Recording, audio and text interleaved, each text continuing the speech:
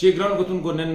خبرې کو د خلیلزاد د کردار باره کې چې خلیلزاد ولې یو وارې بیا ځان ریلیونټ کول غواړي او د پاکستان خلاف او په دې سیمه کې چې کوم دی هغه خبرې کوي چې د هغې نه د امن په ځای باندې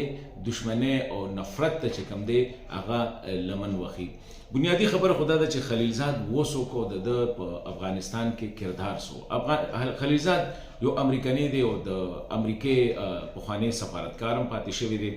کله چې د طالبانو سره د جمهوریت په دور کې خبرې اترې شروع شوې نو دا هغه سړی و چې د 20 میاشتې د طالبانو سره خبرې اترې وکړلې او طالبانو ته یو زمینه هواره کړله او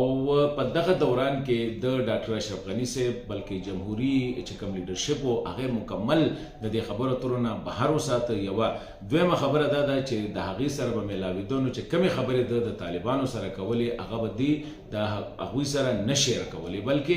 دروغ به یې ورته وي. او اخره کې یو ورځ راغله چې چاته پته لګېدله نو چې خلیلزاد صاحب د امریکې د مفادو دپاره د طالبانو سره اګریمنټ وکړو، معاهده ورسره وکړله او په سبا له موږ وکتل چې دباو یې بلکې هغه 15,000 کسان چې څنګه په اشرف غني صاحب باندې په زور پرېښودي که تاسو دا نه پرېږدئ نو امریکا به دا وکړي امریکا به دا وکړي. هم امریکې هغه څه وکړه چې کله طالبانو سره معاهده وکړله نو ټول د ځان یې راونغاړه او بس په دې کې وکړه چې چېرې موږ لاړلو وسله هم پرېښودله هر څه یې پرېښودله او په سبا له باندې چې کوم دی په افغانستان کې بیا هېڅ هم نو. دا هغه خلیلزاد دی چې که په افغانستان کې جمهوریت چا ختم کړی دی نو هغه خلیلزاد ختم کړی دی. دا هغه خلیلزاد دی چې دی د 20 میاشتې یا 2 کاله چې د طالبانو سره خبرې کولې نو دی به لمبې راغی اسلام آباد ته. اسلام آباد کې به دلته کې خبرې اترې وکړې، د دې نه به لاړه بیا کابل ته او د کابل نه به بیا اسلام آباد ته راغی، دلته کې به یې خبرې اترې وکړلې واپس به لاړه امریکې ته. نن هغه خلیلزاد ولې لکه دروغ او رښتیا نه ګوري خو چې هر څه مخې ته راځي، حالانکه دا یو سینیر ډیپلوماټ دی. خلیلزاد کاکا له پکار دی چې د امن دپاره خبرې وکړي، د افغانستان کې د افغانستان د ګاونډي هیوادونو سره یو لابینګ وکړي چې دلته امن راشي. نو اوس پرون یو ټویټ کړی دی او هغه هم په سنی سنایي خبرو باندې چېرې په استنبول کې د پاکستان آیسای چې کوم دی یو ملاقات کړی دی د افغان مشرانو سره، کوم چې پخواني د جمهوریت د وخت مشرانو د هغوی سره خبره کړې ده او پته نه لګي یو بل ګیم جوړوي چې په افغانستان کې بیا جګړه شروع شي. خلیلزاد صاحب دا صرف دې دپاره کې 2 خبرې دي. یو خو دا دی چې خلیلزاد صاحب ته پته ده چې په سوشل میډیا باندې نن سبا دا شی خرڅېږي ښه. یا کاکا ته مشر سړی تا سره دا خبرې نه ښایي، ته د امن خبرې کوه، د روغې خبرې کوه، پاکستان سره د تعلق خپل ډېر زیات ښه کړی و، د هغې نه فایده واخله. کابل والا سره طالبانو سره د ډېر ښه تعلق دی، د هغوی نه دا خلک چې کوم دی ته مشري وکړه، ته ځان افغان کا او راشه مشري وکړم، دغې کسانو سره کښېنه، طالبانو سره وله روغه جوړه ورسره وکړه، د پاکستان او د طالبانو یو بل سره روغه جوړه وکړه، د ایران او د دې خطې کې یو کردار ادا کړه. صرف د $100 دپاره خلیلزاد صاحب اوس لګیا دی په سوشل میډیا باندې د پاکستان خلاف یو دا او هغه دا دی چې بس همدغه 15 کسان چې د سوشل میډیا دي کوم چې په سوشل میډیا کې همدغه شی غواړي هغوی خوشحالولو دپاره. یوه دویمه خبره دا ده هم په دې عمر کې 80 کلن کاکا په دې عمر کې دی اوس وایي چېرې د ټرمپ نوی اډمنسټریشن راغلی دی نو هغوی ته ځان ریلیونټ کولو دپاره چې زما خو طالبانو سره هم ډېرې زیاتې نږدې اړیکې دي او زه د هغوی دپاره یو لابیسټ یم او زه د پاکستان دې ته چا ویلي دي چېرې ګینې ټرمپ چې کوم دی دا د پاکستان خلاف دی نو دی وایي چېرې زه د پاکستان هم خلاف یم او زه دا نو اوس د دې خبرو دپاره خلیلزاد صاحب لګیا دی په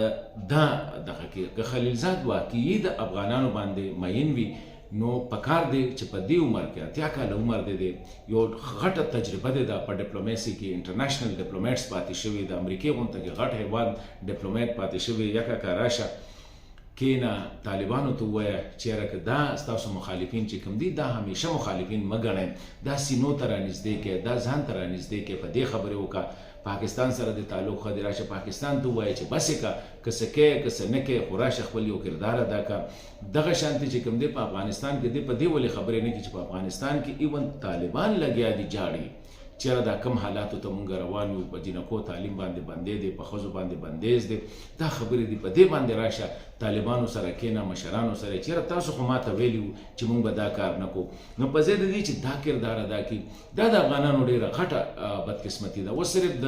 یو $100 دپاره، هغه لابینګ دپاره او د یو راروانې پوزیشن دپاره چېرې که پرزیدنټ ټرمپ د طالبانو سره یا د افغانستان سره څه دغه کړي، نو دیو د ځان مخکې کوي. ما په خیال په دې عمر کې خلیلزاد صاحب له پکار دی چې هغه کردار ادا کړي د یو ملي مشر په حیث باندې. ټیک ده ته امریکنۍ، خو ستا طالبانو سره 20 میاشتې 2 کاله خبرې اترې کړي، دا ټول ته پیژنې، راشه دوی سره کېنه، د امن دپاره خبره وکړه. افغانستان کې چې څومره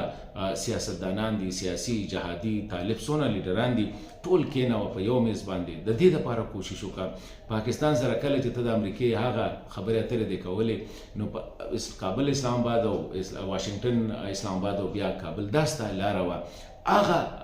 تعلقات ته استعمال کا او په دې خطه کې د امن دپاره کار وکړو. د زمونږ دا بدنصیبي ده وی چې هغه یوه هوا او هغه هم څښاوه. خلیلزاد نه د خلکو تمې سوې او خلیلزاد راغی هغه کوي څه. بس دا به زمونږ د افغانانو او د دې خطې بدقسمتي چې د امن په ځای باندې د شر خبرې، د محبت په ځای باندې د نفرت خبرې، او دا صرف د څه دپاره چې خلیلزاد کاکا په دې عمر کې $100 وګټي.